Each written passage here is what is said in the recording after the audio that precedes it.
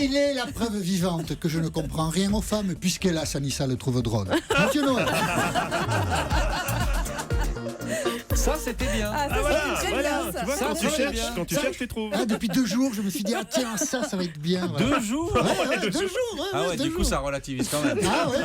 Bon. Bonjour Mathieu Noël. Bonjour les amis. Mathieu, ce midi, c'est le cœur lourd que nous sommes réunis pour rendre un ultime hommage à feu la carrière journalistique de Jean-Michel Apathy. Oui Maxime, puisse-t-elle reposer en paix, la pauvrette. Carrière longtemps exemplaire, Jean-Michel interrogeant des ministres sur des questions de politique internationale, d'enjeux économiques, de projets de société, avant hélas de s'abîmer sur les dangereux rochers de l'infotainment. Tout s'enchaînera alors très vite, l'interview du druide Entourloupix qui n'était pas vraiment un druide. Oh là là. La caution apportée à des débats qui même sur Cuisine TV auraient semblé saugrenus. Un combat de titans aujourd'hui. Asperge blanche contre asperge verte. Jean-Michel a un peu lâché prise éditorialement. Lui qui jadis posait des questions du style « Mais alors monsieur Fillon, quid du pacte de stabilité ?» se retrouve aujourd'hui à demander très sérieusement à une auditrice. Mais Christiane, avec quoi vous lavez les vitres maintenant? Alors Christiane, avec quoi vous lavez les vitres maintenant? C'était lundi dans le débat au 39-21, situation surréaliste où un homme qui n'a jamais ouvert une bouteille d'eau de Javel de sa vie et qui vient de découvrir en direct l'existence de l'assouplissant se retrouve donc à questionner les auditeurs sur leurs astuces pour faire le ménage sans produits toxiques. Un paradoxe qui n'a pas échappé à la femme de Jean-Michel, qui ne l'avait jamais vu ne serait-ce que passer l'aspirateur et qui a donc décidé de lui signaler en direct qu'il se foutait quand même un peu de la gueule du monde. Est-ce que je peux me permettre, Christiane, de lire à l'antenne 2 SMS que je viens de recevoir? Bien sûr. Alors c'est ma femme qui m'écrit « Ça t'intéresse les vitres ?» Ça c'est le premier SMS. Et le deuxième c'est « J'en suis ravi ». Elle a bien gros, ma femme. Ah ça, on va lui reconnaître ça.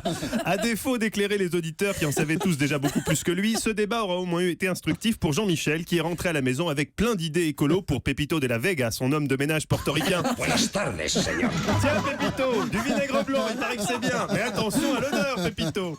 Jean-Michel était en tout cas épaté par la connaissance des auditeurs sur ce thème du ménage. Je suis surpris de voir le nombre de gens qui ont une connaissance de ces questions-là, qui ont déjà anticipé beaucoup de choses finalement. C'est peut-être parce que vous ne faites pas le ménage. Des pauvres, ils font le ménage tout seuls.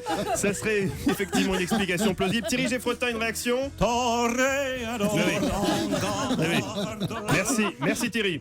Je continue. Non. Bref, à une semaine des résultats d'audience, Europe Midi fonce gaiement dans le mur. Ah oui, si on analyse froidement les choses, tous les indicateurs sont au rouge. Oui, en tout cas, ils sont pas au vert, oui, c'est clair. Les artisans de cette débâcle sont nombreux. Europe Midi, c'est une équipe, mais les principaux responsables sont quand même à chercher dans la mal nommée bande des découvertes. Pouls, Geffrotin, Joss, Chenouda. Comment la décision de les recruter a-t-elle pu être prise alors même qu'à la visite médicale, le test de dépistage à la cocaïne s'était révélé positif? Comme dirait Jean-Michel, c'est un bien mystérieux mystère. Oui, un bien mystérieux mystère qui s'épaissit encore quand on ouvre le dossier Diane Chenouda. Diane, qui fait partie de ces gens à qui on ne la fait pas. Par exemple, lorsqu'elle avait assisté au spectacle d'Enzo le magicien Salas, elle n'avait pas été dupe. Enzo ne vole pas vraiment. Il y a forcément un truc, avait judicieusement noté Diane. Eh bien, il y a toujours un truc, même si parfois Diane a tendance à se laisser emporter par son enthousiasme, comme hier quand elle analysait la représentation de l'eau dans les toiles de Marquet. Ces reflets de l'eau sont carrément stupéfiants de vérité. On a l'impression que c'est l'eau elle-même qui est là devant nous, qu'on est carrément dans l'eau. Et pourtant non. Diane le sait, il y a un truc. Il y a un truc, Diane. Mais hier, Europe Midi n'avait absolument pas besoin de Diane pour sombrer dans le n'importe quoi. Olivier Pouls était là.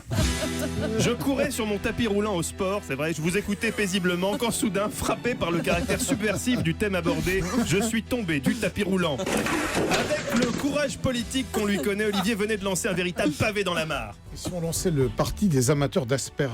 Au nom de Dieu. Au même instant, dans la cuisine des Namias, la plus jeune de ses filles demande à Fabien, le patron d'Europe 1, « Dis papa, pourquoi sur toutes les radios ils parlent de Macron, de Guéant, des Panama Papers, et toi sur ta radio à toi, il y a un Belge qui parle des asperges ?»